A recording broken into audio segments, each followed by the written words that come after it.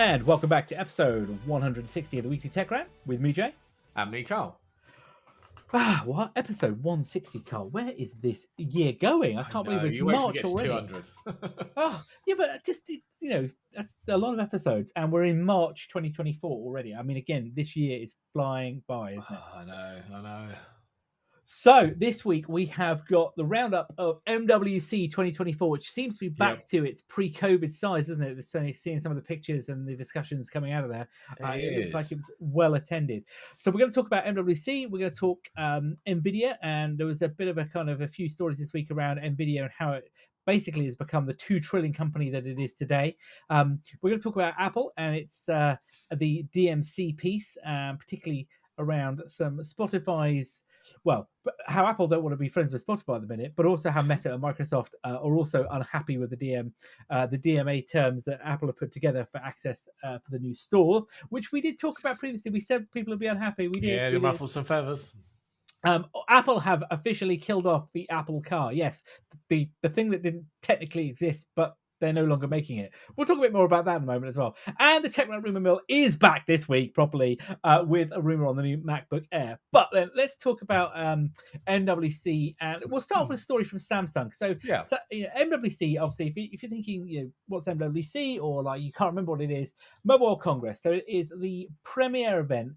Everything to do with telcos, carriers, mobile phones, associated technology. But these days it kind of spins out to AI. There's kind of security. There's cloud. It's pretty much an all-encompassing event. But the phone, telecommunications is kind of what underpins it all, isn't it? It is, definitely, yeah. I mean, that pretty much sums it up, really. It used to be all about the mobiles. Now it's a bit more than that. It is. And Samsung pretty much every year do major product releases. They usually have their what they call the Galaxy Unpacked events. They do, those are last sometimes month, wasn't it?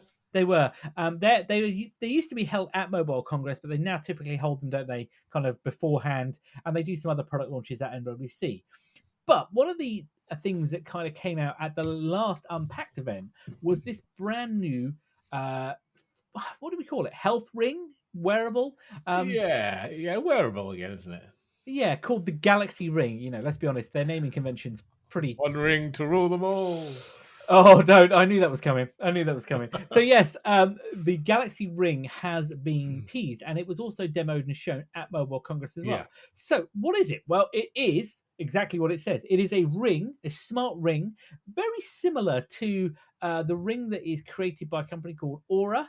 We'll talk about that a little bit more in a second. But Samsung have released the Galaxy Ring, and it comes in 3 colors: platinum silver, ceramic black, and just gold. There's no fancy name. There's no fancy name in front of it, no? It is. And it comes in several different sizes as well, because obviously we haven't all got the same finger size. There's a nice range there of sizes, actually. I was surprised at that. It is cool. Yeah, pretty much good. And effectively, it is a health wearable that allows you to track different metrics about your health, where you're sleeping, your fitness, heart rate, movement, respiration, haven't we? Though they haven't said the exact sensors, they've been hush on that, but it will allow you to do these things. So and all of these metrics are put together in a feature that is not yet released, but will be coming soon in the health app on Samsung phones called Your Vitality Score. And it's apparently, according to Samsung, it is a metric that they've developed based on a model from the University of Georgia in the US that factors your sleep, your activity, your resting heart rate, and your heart rate variability. So that is the kind of the rhythm that your heart rate goes at, and that will give you your vitality score. And it will also be featuring on their new Galaxy watches as well, coming to the Watch 6, which is going to be released later in this year. But the key thing is here, you're going to need a Galaxy S24 series phone to allow all this to work. So kind of it's very similar to how Apple, isn't it? That you need the latest OS version or things like that. But this is Samsung really trying to get now into the health space, isn't it? Because they've got the Galaxy Watch, really hasn't been a strong contender to the Apple Watch, like every other wearable, really, isn't it? Let's be honest, in the market space. But yeah, like I said at the start, this to me looks really similar to the ring that is released by the company called Aura. It does. who kind of have the gold standard. They do. They were there first, I think, weren't they? Yeah, the fitness training, and that they do a whole range of things. So they track sleep, they track your heart rate. They also track illness detection based on your temperature. They do your recovery rate. They do women's health as well. So around your natural cycle. Samsung did say they were doing women's health as well. Well, they did, yeah, and they do stress as well. So very similar here as well. But I'm not surprised that Samsung are getting into this space, but they've gone down a different road to Apple, haven't they? Because Apple are trying to push everything down the watch. Yep. Samsung clearly feel that the Galaxy Watch is never going to be able to compete properly with it. And, I guess not everybody wants to wear a watch at night, do they, as well, for sleep tracking? No. But I think Samsung are kind of indicating that you should have the Ring and the watch to get the... Well, there was an element of that, wasn't there? Right, okay. But yeah, so what do you think? I mean, I like the look of the Rings. I've always been interested in it, but I've got the watch, and I think the watch has a screen, and the screen can tell me stuff. I don't have to get my phone out for. But I know that's not really the purpose of the Ring. I just don't think I need a Ring and a watch. But if I was a man who did not like to wear watches, then I think that Ring would be good. I could see myself buying it to get that kind of extra health metrics. Yeah, I have to say, you're right. I wouldn't want to, if they're doubling up on the metrics. I don't necessarily need both, like you say. But I do like the idea of the Ring, and when I've looked at the Aura rings before, I really like the colours they come in, because they come in look nice finishes, don't they? Yeah, brushed titanium, silver, black, stealth. What was the other one? Gold, and they do rose gold as well. And I like the look of it. I genuinely like the look of the Aura ring, but they are quite expensive because they are start at $299, and then they really? Then they have the $349 for what they call Horizon. And then you pay $599 a month as well for the membership. Oh man, there's a subscription involved as well. Of course there is. So like you've got all of that, right? I wonder. I maybe I'm wrong. I didn't see how much this was going to cost. I'm not sure if did they say. No, there was no pricing yet. No. But yeah. I don't know if you caught though in other news, and I couldn't find the article, but I remember reading Apple was just granted a patent for the iRing. Yes, I did see somewhere about that. Yes, but I could not find the article again, so maybe we'll have to do a bit more searching on that one. I'm not sure Apple's actually going to come out one, but they have been granted a patent. Yeah, here it is. I found it because that was. I think the news of that broke in November. Around the patent, because there is a website that tracks Apple patents called Patently Apple. And it says Apple they won a patent covering a smart ring that uses NFC and also acts as a Vision Pro controller with in-air gestures. Okay, so a slightly different target for that, yeah. Yeah, but apparently Apple also patented a ring back in 2015. Okay. Now, as we know, we've said this on this show before. Apple, like many tech companies, publish hundreds, if not maybe more patents a year, don't they? That really never see the light of day. Not all of them become anywhere. No, they're there to help them. I guess have the IP, get royalties on it if somebody else wants to build a solution off the back of it, isn't it? Those kind of things as well. But I think Apple probably would come out with something like this in the future. Whether they need to is a different question, because the watch has established itself as a really solid health and fitness tracker, hasn't it? It does all of those things. Most popular watch in the world. It is, and if it was a watch business on its own, it would be bigger than every other watch business pretty much together as well, wouldn't it? So I think this is a really novel approach. Samsung are trying something different here. They are going to step on the toes of Aura. I wonder how well it will sell. That's again going to be dependent on the price point, isn't it? But I bet there isn't a subscription involved though. Well, no, that's a good point. If you've already got all of the devices, you're not going to need a subscription, are you? No, exactly. Whereas Aura, on the other hand, don't have that business model. So I guess for Aura, they haven't got an ecosystem which you're buying into. So they need to monetize you somehow to be able to do all of that processing on the back end in the cloud. That's my guess on it anyway. Yeah, we'll have to see on that one. But I was very tempted with Aura when I read about it, because they do like in-depth sleep analysis every morning. Well, I get a bit of that anyway today, but I'm guessing this is a bit more tailored to you as a person rather than you slept well.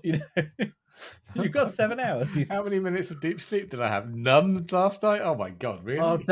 don't. So I use an app on my phone in conjunction with the watch called Wellatory. Right. It is a subscription based app, though I refuse to pay for the subscription. But it gives you all the things like heart rate variability. It talks about the sleep analysis. It also works out about on your stress and energy to see whether you're illness. It's quite clever that way. So Right. it basically takes everything that the watch is already doing and gives you I guess more readable Better human insight metrics. into it. Yeah. So last night, it reckoned I had 2 hours 12 minutes of REM sleep, Yeah. 4 hours 24 minutes of light sleep, and 48 minutes of deep sleep, and I was awake for 8 minutes, and that was between 22:30 and 06:45. Apparently, I woke up twice. I don't remember waking up twice.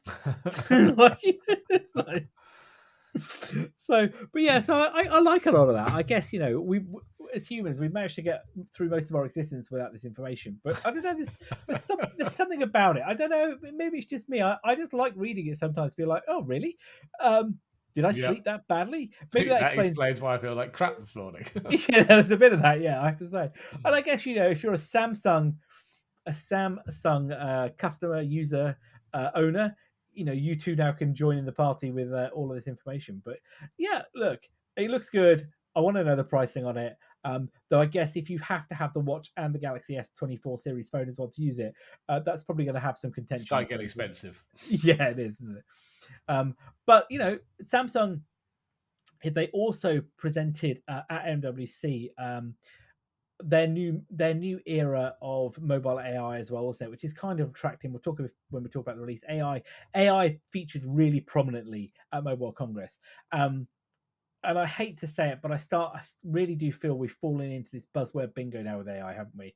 And it's become almost like if you don't have it in your product / name tag, you're not doing it right. And it seems that everybody's got something that's AI, whether it's vision AI, whether it's I don't know fitness AI, whether it's whatever it is. AI just seems to be the thing you need to have in your tagline, or sorry, your product isn't cool anymore. That's just what it feels like, really, to me.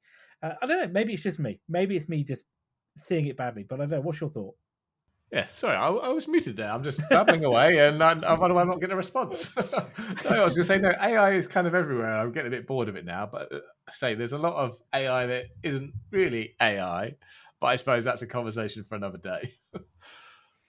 Yeah, I mean, so like my point around that kind of was there was a press release that Samsung put out saying that they were going to unleash, and I quote, new mobile experiences with Galaxy AI at Mobile Congress.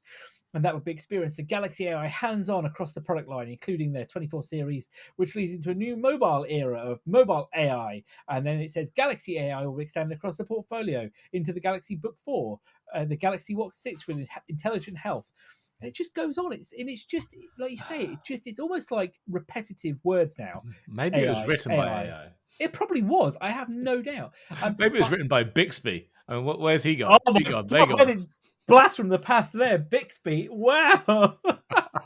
Where have they gone? Weren't they AI?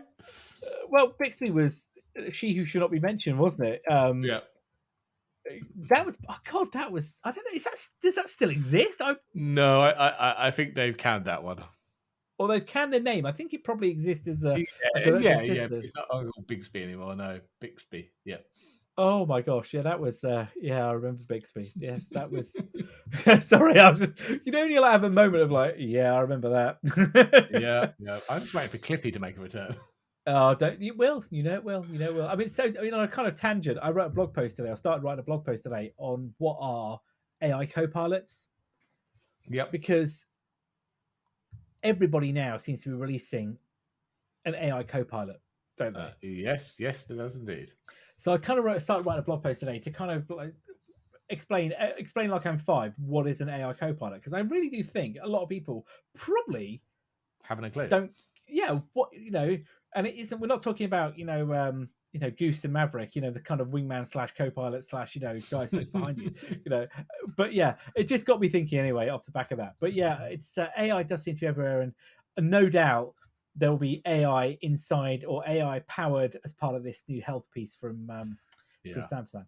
So anyway, that leads us nicely into then talk about a bit more the Yeah. roundup from MWC then. So Carl, do you want to kick it off with some of the things that Yeah. perhaps you came to light for you or were interesting Yeah. for I you? mean, yeah, we're going to talk later about Apple's car that is no longer alive. But Xiaomi are actually releasing a car. They were there with their new SU7 electric car. And you know what? It looks pretty good. I'm glad you can pronounce that because I always look at that and say the wrong thing. Yeah, I know. I've had to program myself. It's not the way I want to say it, but it's the way I should. But yeah, That it does look like a really nice car. It looks a bit like a Taycan. do you know what? Taycan? Taycan, is it Taycan? Porsche Taycan. The electric Porsche. Yeah, do you know? I'm glad you said that because I was looking at the picture of it or pictures of it, and I thought, yeah, that's really got some Porsche DNA there.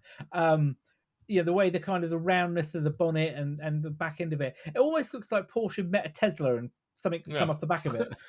But it looks pretty impressive. I was quite. It said that it was 0 to 100 kilometers in 2.7 seconds. Unbelievable! It's a quick car.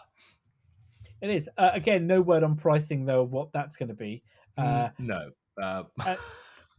And whether or not it'd be available in certain markets, because I suppose will it meet? Is it going to meet global, safety measures? Is it going to have all of the abilities of it? But it is an impressive looking. It's very nice looking. They're saying between 369,000 and 509,000 yen. I don't know what that is in pounds. No, and apparently this is part of Xiaomi. So I did a little bit of read up on this, and it's apparently this is they've also built and designed their own e-motors for it called the Hyper Engine. Did you see this? I don't know if you saw this. No, I hadn't seen that one. So the Hyper Engine is what designed. So the Hyper Engine V6 is in mass production, is on board, and they are developed the Hyper Engine V8. So the Hyper Engine V6 is 21,000 RPM. The V8, which is 2025, is 27,000 RPM. And then the Hyper Engine, which is a pre-researched carbon sleeve rotor, will be 35,000 RPM. Wowza. And this is all parts. So all of it is their own battery technology, their own floor casting. This is not. This is from what people used to make a phone. This has gone real full circle. It has. Pricing, okay. So it'll probably completely change. But doing a direct conversion from yen to pounds, it's between 40 and 65,000. If that's the price of it, that is very attractive, isn't it? Given the cost of Tesla's Polestars, etc. Yeah. I say it is a very nice looking car, I must admit. So, like you say, we'll talk a little bit more about other cars that don't exist in a moment. So what else? The completely pointless one, but it was cool. The Lenovo transparent laptop. Yeah. I'm struggling lost with this on one. this. I am. So it's not transparent as in it's just transparent plastic. The screen is transparent OLED, I'm presuming. I didn't quite sure what it was. I think it must be, surely. Transparent OLED screen, which looked very cool and futuristic. But why? I struggle with this one massively because I was like, it's a really cool concept. You've got a transparent screen that you can see behind it. But when would you use it? When? Yeah, I can't think of a use case. I think most of the times it's going to be more difficult to work with because it's transparent and all the light source behind which is going to reflect through. I mean, we must state that this is a future kind of view, isn't it? That their concept that they're doing here, and it comes with a built-in drawing tablet as well. And it looks like something out of Cyberpunk 2077, doesn't it? Like sat on the desk of a, we stick the car's interface on it. Could be Star Trek Next Generation? Well, it could be, with that kind of perspex style screen, isn't it? Yeah. But you're right. I don't get it unless the only thing I can think of it is that it's designed for an AR future. Maybe.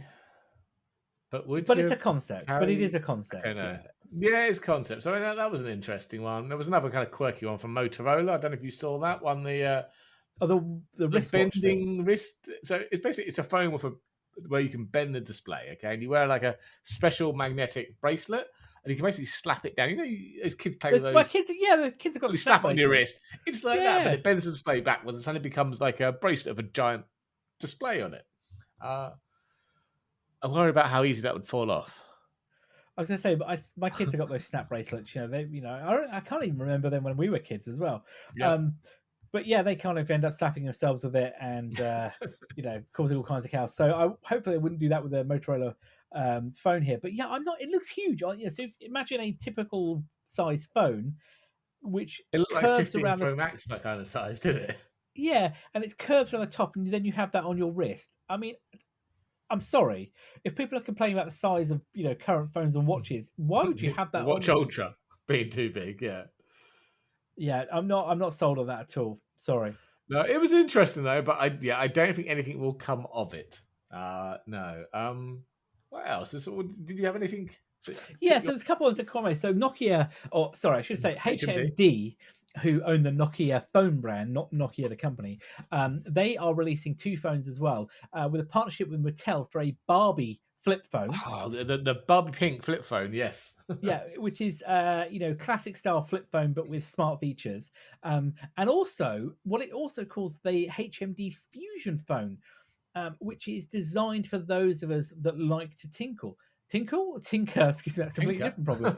Um, so it comes in so it's effectively a phone that you can take pieces out, unlock. It has an unlock bootloader from Amazon, Android. I can't speak today. I'm so sorry. Yeah. An unlock bootloader from Android, and you'll be able to swap it in and out the hardware. So there'll be different pins on Okay. the back. You can put different accessories on. I've only been through this before.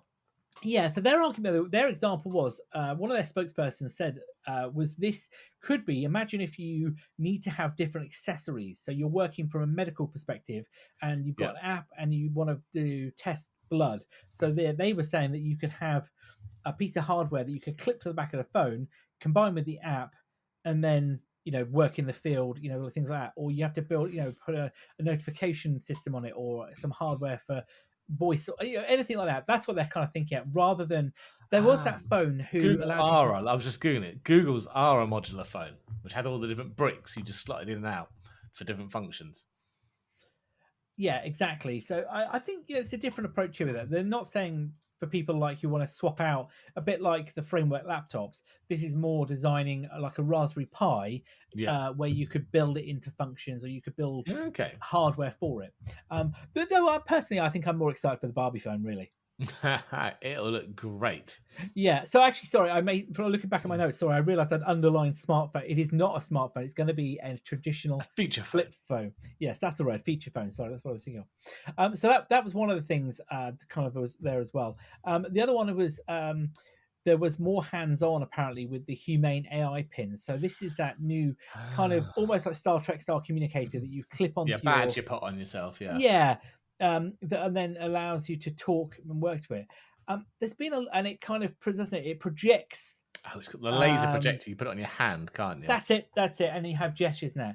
So apparently it was hands-on there, and some of the reports from journalists at MWC said that it did work quite well until it didn't. So there were concerns around, I think, how effective it is. Although It I'm doesn't. gonna put a caveat there. You're at MWC. The Wi-Fi Well, is going to be rubbish. The cellular is going to be saturated, and I'm guaranteeing this thing needs an internet connection to work. you've hit the nail on the head. Everything it does, or pretty much most of the stuff it does, is not done on the device. No. So, and the fact that it comes with its own built-in SIM makes me wonder as well that they chose a very bad time to demo that. Yeah. The things that were positive apparently were the laser projection works really well. Okay. You can read it.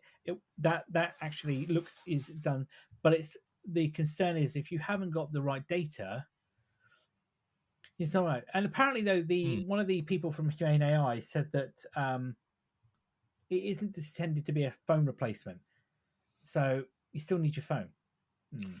And do you know how much it was? $699. And a subscription, I'm sure. And a subscription will be available in April. See, I'm not really convinced by that one. I still want to get one of these. Is it the Rabbit R ones? Yes. They sound pretty cool. They're only 170 quid. And I've seen quite a few things on LinkedIn recently about that saying, are they actually out yet? Or I'm not sure, but they're saying how are they making money on it? I think they are out because there were a lot of people doubting how are they making money. and apparently they are making money around it because I think they're selling the services, the data, and things like that. So yeah, I'm curious to see how that works as well. Going back to kind of the list of things that were there Hmm. that can caught my eye. Um, there was also the new Oppo AI smart glasses. So Oppo have released the Air Glass 3, which look like kind of standard pair of glasses. Right. But you tap the sides, they've got controls. It sounds a bit like, do you remember those Ray-Ban ones that Is it Facebook partnered Meta's with? Ray-Bans? Yeah. But these are very similar to that as well. Now, do you remember those Have these AR got to glasses? explain it? Because the Meta ones I don't think have AR in them. No, so these apparently will bring up information on the screen. So I read. Okay. Details are a bit sketchy at the moment. There was only a prototype, and apparently they won't be available outside of China at the moment, which is a shame. Okay. Because I mean, we talked about it before. Was it X-Real? That was the That's one. the one. I was trying to think of the name of them. Yeah, But I don't think they were AI. They were just AR glasses. yeah, I think they were. That's right. Yeah. The other one that caught my eye was, and unsurprisingly, talking of AI, is that Gemini. We're not Bard anymore, are we? Gemini, No. which is Google's AR LLM, is now going to be integrated into Android. And just in time for MWC, several of the key apps got updated on Android. Have And they Gemini, fixed the racist problem with it at the moment? you mentioned that. I was just going to mention that. So apparently, Gemini is now inside Google Messages. Now, I'm not sure if that's available everywhere, and also it will be starting to be rolled out across Android Auto, Google Docs, and some new accessibility features for those that are people who are visually impaired. So apparently it's rolling out, so it should show up soon in Google Messages. And you need to be enrolled in Google's beta testing program to be able to get to it. You don't need the Google One subscription yet, because if you want to try Gemini Pro, it's a Google One AI subscription. Okay. I kind of use I pay for ChatGPT just to be transparent. I use Google Bard and I use Claude as well from Anthropic as well. I have to say, sorry, I keep saying Bard because that's what it was, but Gemini is not as good as the other two. It is really not to the same degree. The responses are not as sharp or detailed. It's good for creating quick content, asking it to summarize data. And to your point, yes, it does have some problems. We'll just talk about in a second. If you add if putting Gemini messages, apparently, well, it'll only be able to converse in English. It's going to let you add handwritten comments and documents. You're able to talk to it. This to me looks like the upgrade that we've been wanting for Should Not Be Mentioned, which hopefully we'll see at WWDC. To go back to your point though about Gemini and its issues with color. Issues with color. So Gemini had an image creation capability, didn't it? And yes, it's on pause at the moment. They have turned, yeah, that's correct. So Google have had to turn off the image creation piece on Gemini, which apparently they will return back on because it was unable to differentiate between color of skin to be I guess and what was happening was, according to reports, people who used it, it was, you'd ask it to say, create me a picture of, I don't know, some Catholics, wasn't it? Or create me a picture of the Pope, or create me a picture of, I think one of them somebody did, wasn't it? People from medieval age, wasn't it, or something? Yeah, something like that. And what it seemed to be doing, and again, I don't necessarily understand why it did it, but it appeared to be creating everybody with dark skin tone, wasn't it? Yes, even when you explicitly asked it to provide a certain skin tone, it would just ignore you anyway. So I mean, again, I don't understand why did I personally hadn't tried it to get it. No. Yeah, I did ask it to try and create me a picture the other day in Gemini, and it couldn't do it. So maybe that was the problem. But yes, there was some weird stuff going on there, wasn't there? And it, when I don't know about you, but when I first saw those sort of tweets and stuff, people doing it, I thought somebody was sort of having a gag and was trying to be silly. Yeah. But it turns out that no, that's not the case. There are some fundamental issues going on with it. Yeah, Google, apparently, according to Google, their explanation is and that there was embarrassing and wrong images. They said that the model produced inaccurate historical images due to the tuning issues. Because actually, it was also, I shouldn't laugh, and I'm sorry. Apparently, it also created racially diverse Nazis. Okay. Yeah. Yeah. Okay. And also the US founding fathers. Right. Okay. Apparently it became apparently the more it did it, it became very cautious, and it even refused, according to Google, to answer certain prompts. Now look, it was great to see an AI model creating diverse images. No, because there's no reason why it shouldn't, isn't No, it? exactly. But this is, I know we've gone down a tangent here, but this to me is the whole problem with the data sets that you train an LM, a large language model with. Yep. You can put bias in here, unintentional bias, or get it to overcompensate, like what we're seeing here, because if you ask it to create specific images as they put of a black person or a white person or a different racial set, it's going to create different things. But yeah, you're right. Google, I think, really got it wrong here. To be fair, it creates some some fantastic images. Oh, the images themselves look fantastic. But yeah, it's gone the wrong way. So what was the other one? Did you see? I was going to say, did you see who was it? One of the smartwatches from Xiaomi. I think it was Xiaomi again. Xiaomi, yeah. They've kind of gone down the swatch model where you can now swap out the bezels that as well for it. Okay, cool. So they've gone down that road as well. But I think I'm not seeing so many phones now because of the Chinese manufacturers of bands there. I'm not seeing so much of kind of the big way. There was a lot more around, kind of, I guess, software pieces. The one that did pique my eye, by the way, was that there was a company called Avenir Telecom who have created a 2800 milliamp battery with a phone in it. Oh, okay. It's so... not a right. It's a phone in the battery, not a battery in the phone. Gotcha. Thank you. It's got IP69 rating. Wow. With 122 hours of talk time and standby time of 2,252 hours, 94 days. Wowza. It's called the Hardcase P28K, and it's going to be sold under the Energizer brand, which they licensed. Yeah. But yeah, so I wasn't. I guess for me, kind of when we talk about hardware and tech, yeah, I wasn't. There was nothing kind of majorly blew me away, to be honest with you, on that point. No, me neither.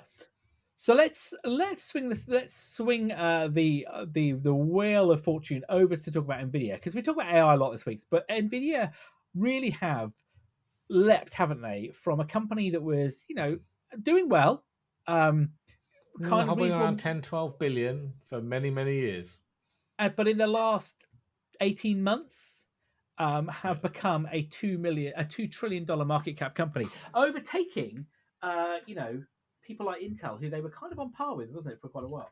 Yeah. I mean, it was only a year ago they reached $1 trillion market cap. So, and obviously, a lot of this started with the old cryptocurrency, didn't it? Initially, buying the GPUs, whatever they could get to mine Bitcoin. But now, I mean, the big one now is AI, because that doesn't have to, but generally relies on GPUs for that one.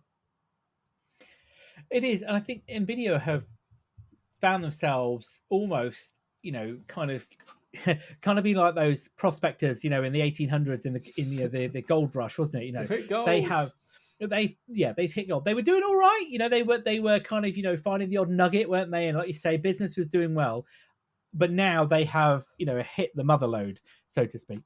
Yeah, I mean, they've recently did their financial results and made 60 billion in profit last year, 2023. So 126% increase on the year before. So yeah, they are not just making lots of money, a tidy profit as well.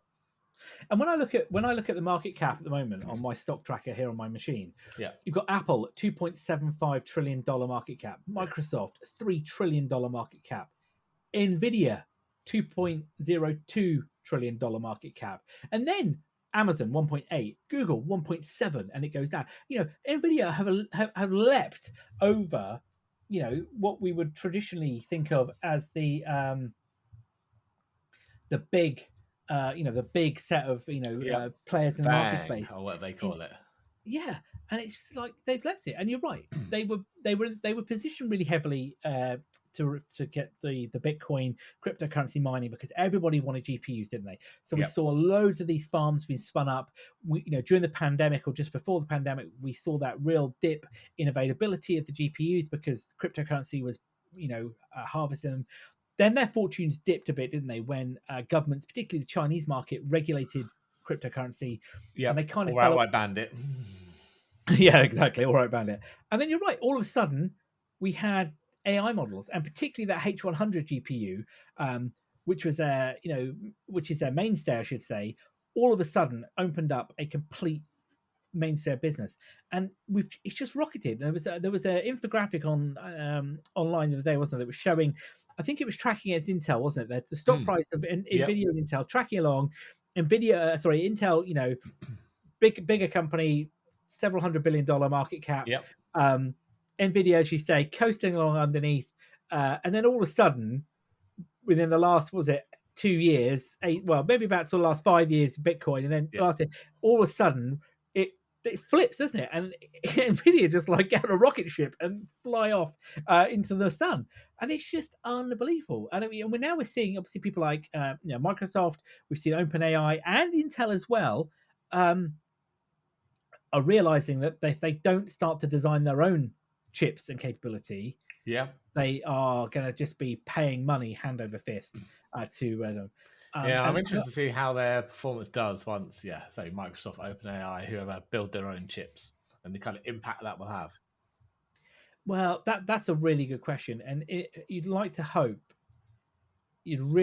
hope that Nvidia have worked out this is going to happen. They must do. They must know, because otherwise they're going to be in a position where they were with the Bitcoin situation, where they're going to fall off a cliff again.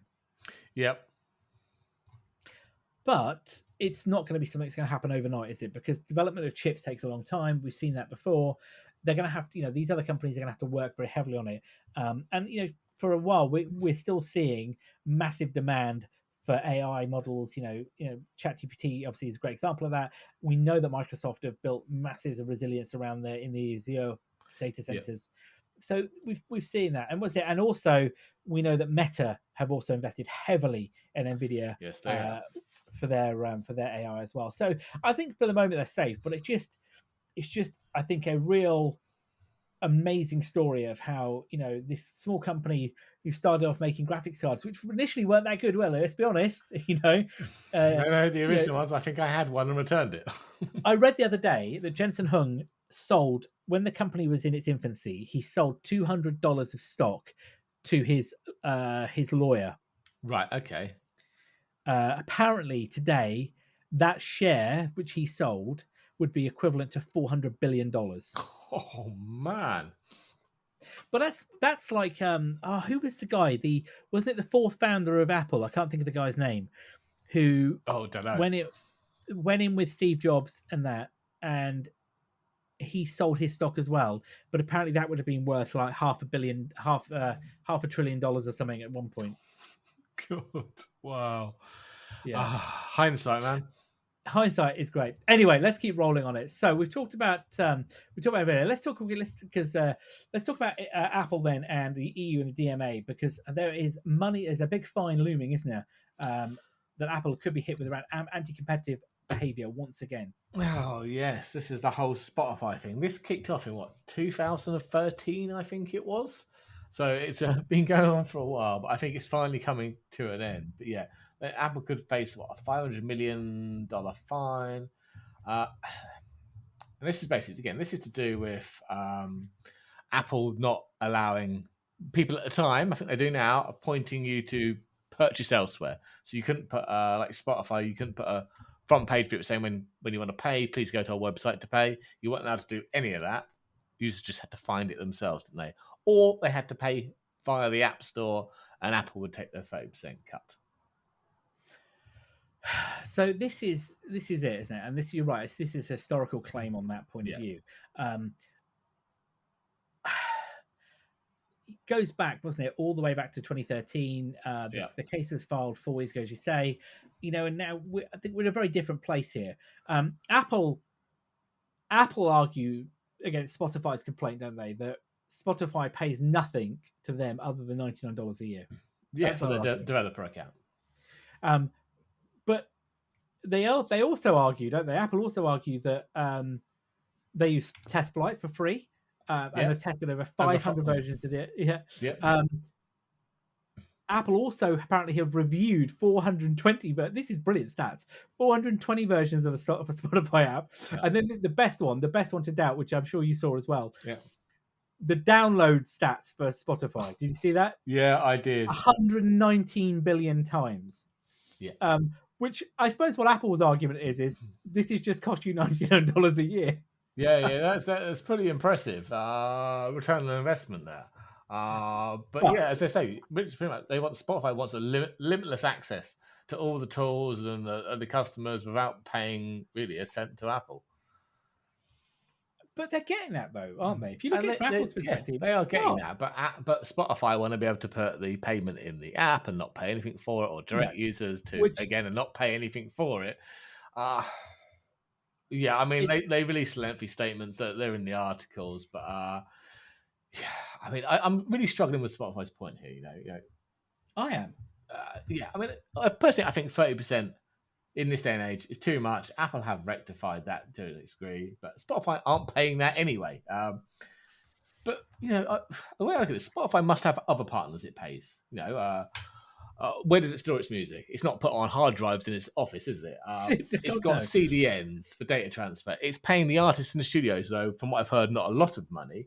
You know, it's not taking them to court to ask them to do it for free, is it? No. So, I mean, it's just kind of hypocrisy going on here. They just... yeah, it riles me up, that one. Spotify have had a massive free ride. I'm with you on this, and this is what I find really frustrating. I don't deny that the anti-competitive behaviour was there before, but Apple have been forced to make a lot of changes since then. And given, you know, you kind of look at Apple's argument to say, you know, here is what you're offering now. You know, and their argument is Apple's also argument, as you point out, is that theirs is a free app, so they don't have to justify any in-app purchase because you're not technically, you don't have to pay for anything, do you? The app is free, you don't have to pay for it. So you know, they're not paying any sales commission to Apple on the sense of, you know, my app has cost me 99p or whatever, when we talked about that before, didn't we, around that whole piece around the pricing model. So yeah, I think this is a weaker argument that, you know, if the EU award in favor of Apple, in favor of Spotify here, I think it's probably setting a really bad precedent, particularly. But that's just I'm sure our point. Just jumping over a quick story, we'll come back to the car one in a second. But obviously, you know, we've been talking about the changes that are happening now with iOS 17.4 and the new store capabilities that are going to be available in the EU, which is actually available now, actually, because it's in GA, isn't it? Unsurprisingly, we both said, I bet you, you know, big companies will not like the model around the install and the cost per app. And lo and behold, both Meta and Microsoft have now knocked on the door to you, saying that the terms that Apple have put together to use your own third-party store are, according to them, onerous and prohibitive. Well, that is no surprise, is it? Let's be honest. You forced Apple at gunpoint to do it. Of course, it was going to drag its heels a little bit. And they put it to the letter. They put it to the letter of the agreement, didn't they? And now they've decided to say they've taken it to the EU. According to the Financial Times, they have now lobbying the EU, asking to reject Apple's response or offer better terms, aren't they? Basically. Yeah. So we're just to see how this one was going. But I mean, I suppose you could argue that if you knew Apple was going to follow it to the letter law should have been better. Well, yeah. I mean, apparently. It's interesting that, you know, a lot of people come out saying it. The Match Group, who own Tinder, have said that the EU's acceptance of Apple's plan is far from ensured. Well, let's see what happens, because the DMA comes into force in a couple of weeks, doesn't it?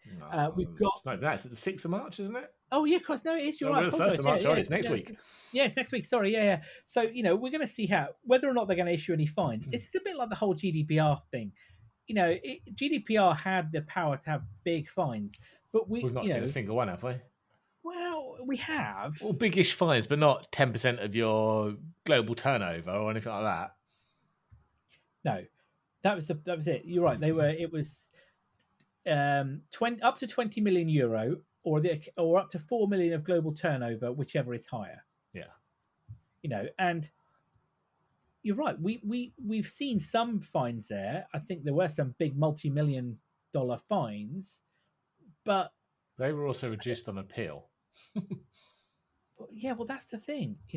I think the highest fine that we've seen was to Meta for 1.2 billion euro. Which again was a drop in the ocean. It was nowhere near 10 or 20% of their global profit. No. There are. I mean, don't get me wrong. There have been. I mean, Meta were also fined 405 million, 390 million, 265 million. WhatsApp were fined 225 million. Facebook were fined Ireland with 60 million. There's a theme here. Do you see it? Yeah, they don't care about your data. It goes on, but yeah, you're right. There have been a lot of fines, but I guess they've maybe not been heavily publicised. So it'll be interesting to see whether the DMA does have teeth or it's just a paper tiger. I don't know. We'll see. Anyway, yeah, let's talk about the Apple Car because that's where I wanted to kind of round up before we talk about PSVR thing. So the Apple Car has been cancelled. So Apple have made official announcement to say that they are cancelling development of the car, which officially was known as the Special Projects Group or SPG, and they're going to move many of that to their artificial intelligence division, who are going to focus on Gen AI. So I love there was an official announcement saying the Canada project, of which there was never an official announcement saying it started. But we all knew Project Titan was underway. I mean, they did what? They've been working on this for the last 10 years. They've sunk countless billions. Apparently had over 2,000 people working on it. But surely you can't find all of those people new homes, because some of them are automotive engineers who won't know anything about AI. This is what I love. So, I mean, there was rumored it was called Project Titan. The rumors it was called Project Titan. Sorry, as I say. But you're right. There was never an official announcement from Apple to say, yeah, we've made a car, we're building a car. There was different rumors to suggest that they were building the platform for a car, wasn't it, that they would license? Yeah. And I think, I know Xiaomi have done it, but I think if you look at it here, Apple would have had to have spun up a whole new business, wouldn't they? Because building a car is not just building a car; it's all of these surrounding, businesses, and safety, the laws they have to drivetrain, abide by, all that kind of stuff as well. The powertrain, the battery systems, the safety, all of it that goes around it is not just a group. And I'm sure they've learned something from this. And we've seen loads of departures, haven't we? Them saying that people have left other companies to join Apple, but now you've seen the other way around. Hopefully, this will now drive forward the AI project that they need to be doing. And also, hopefully, some more investment in CarPlay. Well, yeah, that would be great. I'd like to see some improvements there. I'd like to see their advanced CarPlay, or CarPlay Next. I can't remember what they were calling it. That's what it is. I'd love to see that in some cars. Well, that's what I was going to say was, where's all of these great announcements of the new CarPlay that we were going to see? I think it's only one manufacturer, hasn't it, announced that they're going to embed some of it, but I've not seen any in the wild. No, none at all. But but it is puzzling. I know there's not much we can say about a project that never got off the ground officially. But yeah, it's a strange admission from Apple, to say the least. It is. Talking of strange things, yeah, I'm a bit surprised by this one. So, tucked away in the latest PlayStation blog post about upcoming PSVR 2 games was a small statement of interest. It said, "We're pleased to share that we are currently testing the ability for PSVR 2 players to access additional games on PC to offer even more game variety in addition to PSVR titles, etc. We plan to have this spot available in 2024. So yeah, PlayStation VR 2 coming to PC. So this so we talked a bit about this the other day, didn't we? That there was rumors that it was happening, but we didn't see much about it. Yeah. But the interesting part there, though, it says access additional games. Now it doesn't say that you'll be able to use it with, like say, any game. No. I wonder whether or not this is going to be certain ports. Yeah, that wording and obviously the fact it's Sony does give me concern. So yeah, that access additional games on PC, that's ominous sounding. But yeah, are they just going to limit it to certain games tied down? It didn't sound like they were going to make it like Steam VR compatible, where you could play thousands of games. Yeah, because it's interesting. From all accounts, the PlayStation VR2 headset is a great bit of kit. It's got great 4K screens. The controllers are meant to be some of the best in the business. It's a little pricey at just over £500, I think. But for us PC VR enthusiasts, it's not really a huge amount of money for a decent headset. No, and I saw a report on ING yesterday that was saying that they had a headline saying a year since its release, Sony seems to have abandoned the PlayStation VR2.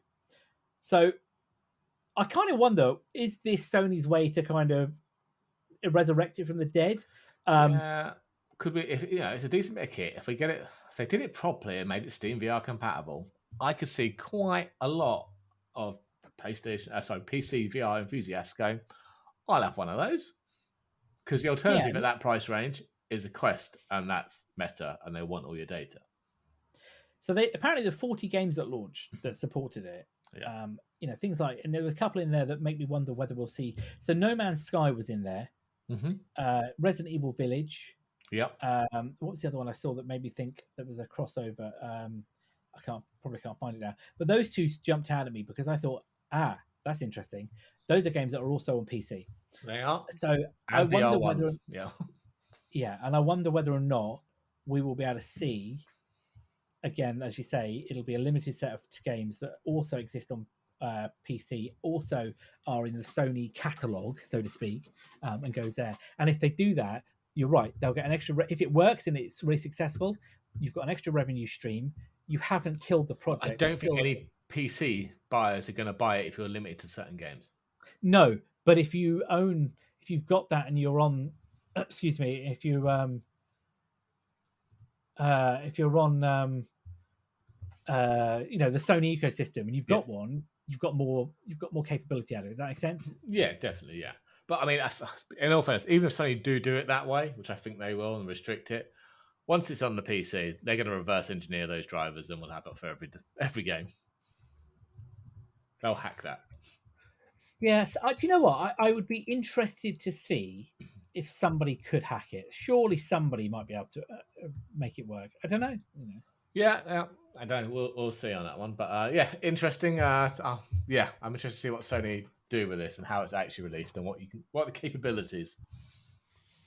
I am indeed. Well, on that note, then let's round up with the last part of the show today, which is going to be covering. Yes, another Apple event. Yes, indeed. So there are rumors in, aren't there, that there is a new Apple event coming, which is probably going to be this month. Tie in with typical Apple behavior, and we're going to see reputedly a brand new MacBook Air. Well, not that. Not really. I mean, it's not a new design. I think it's the current MacBook Air, but with an M3 slapped in it. Well, that's because the M3 is now the main chip of choice, isn't it? I don't know. Look, they apparently were those 15-inch MacBook Airs were selling like hotcakes. The one they brought out last year. Yeah. The 15. So today is going to. Today this release, if it happens, is purely just going to be performance, isn't it? I can't see anything else here. I mean, the M3 is going to be a decent upgrade over the M2, isn't it? Allegedly, you got 30% faster efficiency cores, 50% faster performance cores than the M2. It's a die shrink, so you should get better power out of it. You also get some new hardware features. I think you get that ray tracing, didn't you? Mesh shading, dynamic caching, as well as AV1 decode for video. So there are some good improvements there. But really, this is just a mid-cycle refresh, isn't it? It is. I mean, I know we built that up to think it wasn't, but yeah. And we only know the M3 because it came out in the MacBook Pros or Mac Minis last year at some point, didn't it? It was released in October. Yeah, and there also are some rumors that we might see updated iPads as well, but I don't know. I'm not sure. That's been knocking around for a while, that rumor, isn't it, about the iPads? Yeah. Well, we'll see. But it would be surprised for them to do an event just to do MacBook Air. That sounds like just a paper release to me. So I suspect if they are actually doing an event, there'll be more than just that. And if we know Apple, it's going to be another slickly pre-recorded event to showcase the capabilities, which, let's be honest, they work. We've said this before. They work. There's no way of saying they don't. It's a slick production. Get the products out, open up the store straight after, and those pre-orders will come rolling in, won't they? They will. Maybe we'll see some new. Is it the AirPods, the Maxes, new versions of those. They've not been updated in what 3 or 4 years, have they? No, I tell you what, we also might see new color on the iPhones. Oh, yeah, it's about that time of year. We usually get a new one in this year, don't we? Yep, and I wonder whether or not they will make an announcement if they do it on Vision Pro availability outside of the US. Ah, are you thinking of buying one then? Sorry, I didn't realize I'd won the lottery. But no, but I mean, at the moment, why would you keep that just to the US? Yeah. Yeah, it Just a doesn't make thought. sense. I think they'll release some soon. But there you go. Well, that's probably a good place for us to wrap up for today then. We'll be back next week for episode 161.